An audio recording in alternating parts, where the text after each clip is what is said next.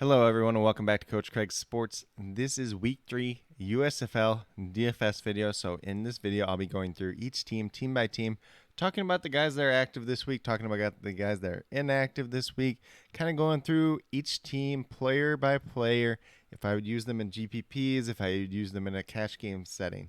So if you guys have any specific questions related to USFL DFS, be sure to leave them down in the comments and I'll get back to you as quickly as possible.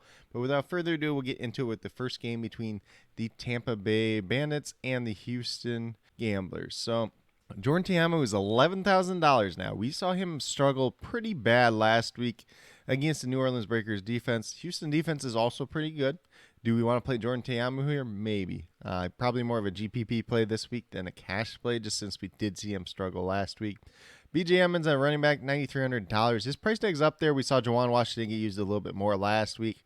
Still pretty comfortable using him. I don't know if it's quite the cash game play that it was the past couple of weeks, but very interested in him. And then moving down to Juwan Washington, if you want to use him in GPPs, you can definitely do that. In terms of these wide receivers, they're all kind of GPP plays once again, because we really haven't seen them step up and do much between, Rashard Davis, Derek Dillon, Vinny Papale, John Franklin III got used a little bit in the Wildcat last week. Keith Humphrey is inactive once again. And then they did just sign another wide receiver, Hassaiz DuBois, who is also inactive this week. And then we move down to tight end. We got Cheyenne O'Grady at $5,800. Definitely somebody you can play. I'm not sure he's a cash game play, but definitely somebody of interest. Once again, he was one of their primary targets the first 2 weeks. Daquan Hampton, just a backup tight end. Not really taking those shots there. Then on the opposite side with the Houston Gamblers, we got Clayton Thorson, $7,600. It is notable that Kenji Bahar is not active for this game. It sounds like Tyler Palka is just going to be like the emergency backup quarterback. It doesn't really sound like they brought anybody else in. So Kenji Bahar obviously not there. Clayton Thorson could have a little bit more interest because he's going to have a lot longer release today. And then we have Mark Thompson at $5,700. I would consider him a cash game play this week at $5,700. Doesn't offer you much in terms of receiving upside, but it has some touchdown upside and is the leading rusher in the USFL at this point in time for a decent price tag. Dalen Dawkins, $6,100, probably more of a GPP play. And then we have Devy Whaley, who is inactive once again this week at the running back position. Then we move down to wide receivers. Obviously, last week was the first week you saw Tyler Simmons. He did score a touchdown, $3,900 GPP play. Zuber has 2 touchdowns in 2 weeks, but he's only got 3 catches. So, either he's going to get more catches or the touchdowns are going to go away, one way or the other. It's probably not going to be too pretty for him. JoJo Ward is inactive once again.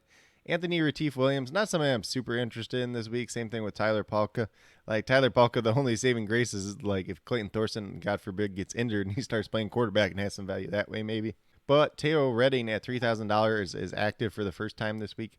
I did like him a little bit in the XFL, but probably lower on the depth chart at this point in time. Brandon Barnes has 5 targets this season, but no receptions, so not too much there at this point in time. If you want to take a dart throw at $3,500, you could definitely do that as well. Then we move to the Birmingham Stallions. Alex Magoo is inactive once again this week. If you want to look at Jamar Smith, you could do it. Maybe a cash game play, but last week wasn't the best. So he's not somebody you definitely have to use in that type of role. Then we got the running backs once again. We have Tony Brooks James, CJ Maribel. CJ Maribel has been the more effective back, and he's $900 cheaper. So I don't know why you'd play Tony Brooks James over him at this point in time. Jordan Chun is inactive once again this week. And then we move down to our wide receivers. Vic Bolton actually looked pretty good last week. Not sure he's a cash game play at this point in time. Osiris Mitchell's had 2 great weeks, so maybe you look at him in cash games for $8,200. And then Marlon Williams obviously had the 3 catches and a touchdown last week at $4,400. Pretty interesting GPP play there. I believe Peyton Ramsey will be active again this week, so just kind of a dart throw there. Probably not somebody we're playing overall. Kerry Angeline is the only active tight end once again at $6,400. A little bit upside there, obviously, since he's a monster human being. And then Sage Surratt is inactive once again. Then for the breaker side, we have Kyle Sloter here at $9,700. Probably a cash game play this week. Obviously, we've seen him play better last week. Birmingham defense is decent, but not like the best in the league compared to some of these other teams. So do have some interest in Kyle Sloter. Then the big news that running back TJ Logan is inactive this week. So we're going to see Larry Rose for the first time in the USFL at $4,400. Guy that had a little bit of success in the XFL, pass catching back. And then we have Jordan Ellis at $5,400. So those 2 guys are both very much in play this week. If you want to play Ellis in cash game, you probably could do it. And then if you want to use Larry Rose in GPPs, you could probably do it as well as kind of that receiving back. Moving down to the wide receivers, we have Johnny Dixon, who scored a touchdown last week. more of a GPP guy than anything. Jonathan Adams looked pretty good last week as a wide receiver, $3,800. He was dealing with a little bit of an injury at the start of the season, but looked pretty good last week. $3,800. Definitely can look at him in cash. Sean Poindexter, $8,500. Literally has done nothing this season, so probably not looking at him at all. Tyrone Taylor quietly had 5 catches in his first game in the USFL last week, so you could look at him in GPP settings as well. Then we have Sean Cannell at tight end. Didn't do too much last week, but the first week he had a ton of targets, so kind of a GPP option there if you want to go there. And then Justin Johnson, the backup tight end, did play a little bit last week, but at $3,400, a little bit more than I like to pay for a dart throw tight end. Then we get moved over to the Pittsburgh Maulers and the Michigan Panthers. Josh Love is $7,300. If you want to play him, you could play him. He's a cheap quarterback, probably the cheapest quarterback in the entire slate that's going to start. I assume he's still starting, at least. Hard to know with this Pittsburgh team sometimes. Garrett Groshek, $7,200. Madre London, $6,200. They're just GPP plays if you want to play them. Jeffrey Thomas does return to the lineup this week, so let's see how that affects things. $8,700, probably more of a GPP option than anything. Bailey Gaither actually had a pretty good week and is actually the leading receiver in terms of yards in the USFL, so $4,800, reasonable price tag for him. You could look at him in cash or GPP settings. Devon Hardaway, kind of been there like the first couple of weeks, but nothing I'm too excited about at $3,600. Brendan Mack, if you want to play him in GPP at $5,100, you could take that chance. Sounds like Trey Walker is active again this week, but didn't do too much last week. The big news for them is Matt Seibert, the tight end, is not active this week, so we just have Hunter Thedford. $2,500. If you want to take a dart throw at tight end and hope he does something, $2,500 definitely could do a lot worse there. Then on the Michigan side, we have Shea Patterson, $10,600. Once again, I'm not paying that price tag for Shea Patterson. He has not done that much so far this season. Big news here is Reggie Corbin's inactive again at running back. He obviously played last week, so we saw less Stevie Scott. We saw maybe a little bit less Cam Scarlett too as well. Cam Scarlett maybe in cash games at $4,600. Stevie Scott in GPPs at $8,200. Hopefully they let my boy Stevie Scott run the ball a little bit more this week. Lance Lenore has been pretty good at wide receiver so far, $8,100. You could look at him in cash or GPP settings.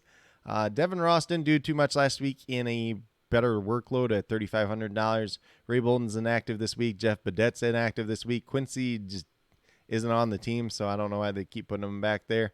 And then Joe Walker is the other wide receiver. I'll pull him up after this depth chart part just because I believe he's like $3,400. He had a very good week one, and he's definitely somebody we should be looking at in GPPs. Tight ends are pretty much dart throws for this Michigan team once again. So I'm going to bring up Joe Walker just real quick. He's $3,400. Somebody I definitely would consider when I'm building my lineups in either a cash or GPP setting. Hopefully his injury is kind of past him, and he'll be good to go once again this week since he is active. And then last but not least, we move over to the New Jersey Generals and the Philadelphia Stars. So the Generals, they got two quarterbacks once again. Luis Perez, $7,800. DeAndre Johnson, $7,700. Both guys didn't do too much in week 2. Trey Williams at $5,600. Very, very interesting here. They just brought in Pete Guerrero at running back as well. I don't think he's playing this week, but that could be a concern going forward. Trey Williams, pass catching back. Darius Victor is obviously the downhill running back. He is not on their depth chart, so I'm going to bring him up real quick. He is $4,100. Darius Victor, somebody I probably would consider in cash game settings. You could probably consider Trey Williams in cash game settings too if you really want to at $5,600 because there is that PPR upside. We have Randy Satterfield, who had that big week 1, was okay in week 2 at $4,900. Darius Shepard, the former Packers wide receiver, $4,600, had a good week 2, didn't do anything at all in week 1, so you could definitely look at him. Keontae Turpin, not bad in GPP settings at $7,400 if you want to go there. Alonzo Moore literally has done nothing, $3,700, not touching him. Jamon Moore is out once again this week. And then Cam Eccles, Looper, literally did nothing except kick return last week, so we don't want him at $3,000. In terms of the tight ends, we got Brandon Bowman, Woody Branham. Not really interested in either of those guys at this point in time. For Philadelphia Stars on the opposite side, we got Brian Scott. A little banged up this week, $10,100, but would consider him in cash games as well. So probably looking like him or Kyle Sloter in the cash game as quarterback. Maybe you look down to Jamar Smith since Alex Magoo is out once again this week. Then the big news at running back is Darnell Holland is inactive this week due to injury.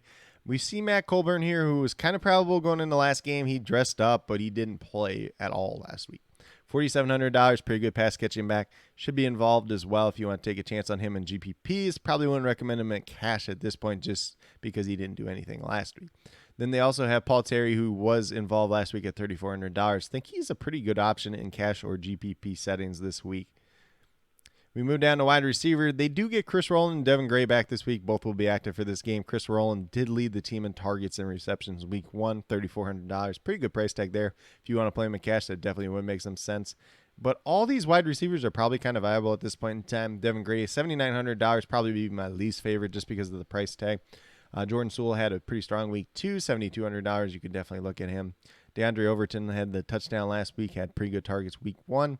And then obviously Maurice Alexander had a big week last week as well at $4,500.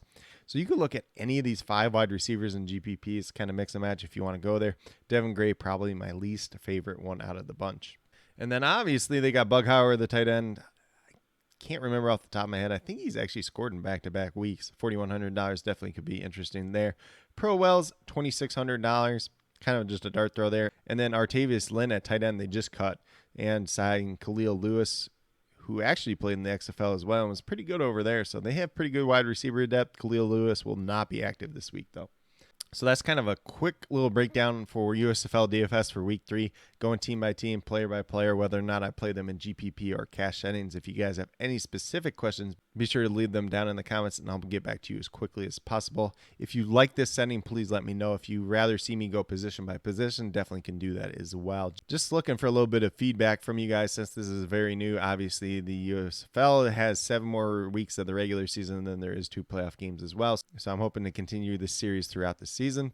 But with that being said, if you are new to my channel, please consider subscribing. Definitely would appreciate it. It helps to build the community that we're trying to build here at Coach Craig Sports, which is one that's truly for you, the viewers, helping you with your DFS, whether it's USFL, MLB, NBA, or NFL. Obviously, the 2 that we've been focusing on lately is MLB and USFL.